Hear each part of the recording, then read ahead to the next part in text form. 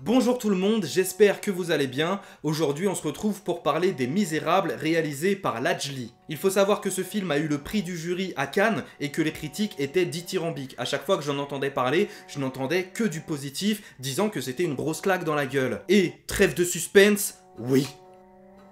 Les Misérables est une énorme claque dans la gueule. Vraiment. Allez le voir.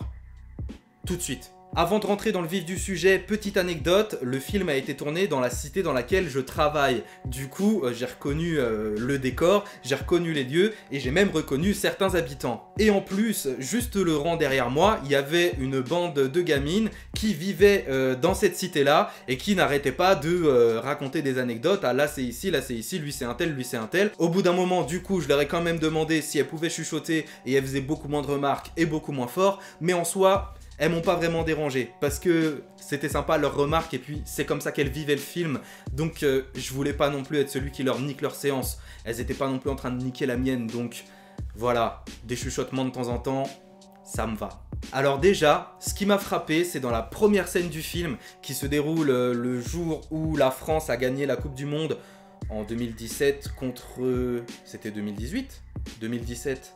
C'était l'été 2018, Coupe du Monde 2018, où la France a gagné contre... Bref, j'y connais rien au foot. Les personnages sont avec énormément de monde dans un bar en train de regarder le match, et ce qui m'a fait rire et ce que j'ai trouvé très juste et très réaliste, c'est que dans la foule, t'as certains rebeux qui sont avec des drapeaux algériens et des drapeaux marocains. Le jour de la finale de la Coupe du Monde où c'est la France qui joue. J'ai trouvé ça génial, très drôle et super réaliste. La salle a explosé de rire au moment où on voit ces figurants. Et effectivement, moi aussi, ça m'a vachement fait marrer parce que voilà, je vis en banlieue, etc. Et on sait très bien que les Marocains et les Algériens, ils sortent le drapeau facilement. Un peu plus les Algériens d'ailleurs. Alors, qu'est-ce que je peux vous dire sur Les Misérables? Ce n'est pas du tout manichéen. C'est très réaliste. Et c'est diablement bien écrit. Nous suivons donc la première journée d'un policier qui vient de province à la BAC de Montfermeil. Et on voit que ses collègues, eux, ça fait déjà 10 ans qu'ils sont dans cette équipe, qui sont très durs, qui sont parfois très violents, qu'ils ont des méthodes qu'on peut parfois contester, mais qui sont aussi au bout du rouleau. Et c'est avec ça que j'aimerais commencer la critique. Ce n'est pas un film anti-flic. On est devant une fresque sociale, c'est-à-dire qu'on voit les individus avec leurs qualités, avec leurs défauts, avec leurs failles. Et il n'y a pas les gentils banlieusards contre les méchants policiers ou les méchants banlieusards contre les gentils policiers. On a juste des hommes qui sont confrontés à une misère sociale, qui vivent parfois eux-mêmes dans une misère sociale, qui essayent de faire leur boulot et qui sont, pour certains, parfois au bout du rouleau, dépressifs, voire prêts à commettre des actes horribles tellement ils sont tristes dans leur vie. Et chaque dialogue sonne juste. C'est incroyable, mais chaque personnage dans ce film sonne juste. C'est très bien écrit, ça respire la banlieue, ça transpire la banlieue, ça use très peu des clichés et des poncifs du genre. C'est vraiment très réussi, et je pense qu'on est devant un film qui est du même acabit que La Haine. Et croyez-moi, je pèse mes mots en disant ça. Je me rappelle que Mathieu Kassovitz, en 2015, après les attentats de Charlie Hebdo, a commencé à écrire la suite de La Haine. Ensuite, il a arrêté, il s'est rendu compte qu'il n'avait pas réellement envie de faire ce film. Mais croyez-moi, Les Misérables pourraient s'appeler La Haine 2. Vraiment. Mais vraiment, on est dans un film qui est du même level. Et cette année, mine de rien, on a été servi en film sur la banlieue. Hein. On a eu La Vie scolaire, on a eu Mon frère, on a eu Banlieusard de Kerry James, et là, on a Les Misérables. Franchement, pas mal. Pas mal.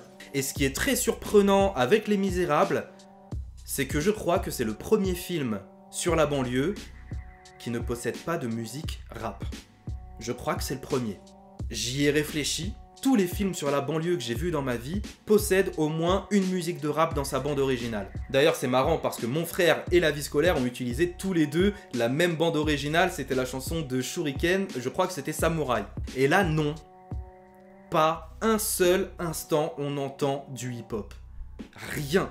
À aucun moment. Et je sais pas trop ce que ça signifie, mais je pense que c'était pour ancrer le film dans une réalité différente que celle qu'on connaît déjà. Je pense que Lajli, en décidant de ne mettre que des musiques très grave, très sombre, très pesante, où la basse est très lourde, où on sent la tension monter et on sent que quelque chose de grave va se produire. Il a voulu vraiment nous immerger dans une banlieue différente que celle qu'on a l'habitude de voir. Une banlieue bien plus sombre, bien moins joyeuse, où les enfants ne peuvent pas jouer un seul instant sans être dérangés par la police parce qu'ils veulent en embarquer un ou qu'ils veulent contrôler le groupe. Au niveau de la réalisation, c'est plutôt très réussi, c'est même vachement réussi, mais il y a juste un truc que j'ai pas compris, les zooms.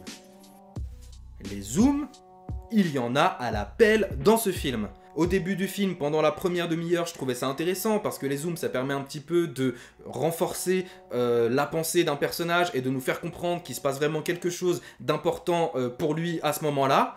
Sauf qu'il y en a trop des zooms. Il y en a énormément. Lajli, je sais pas ce qui s'est passé, mais là, il s'est complètement lâché. Les zooms, si on les comptait, je crois qu'on arriverait facilement à une vingtaine. J'ai relevé aussi une petite erreur, c'est qu'effectivement, une grande partie du film se passe pendant la première journée, mais la toute fin se passe le lendemain.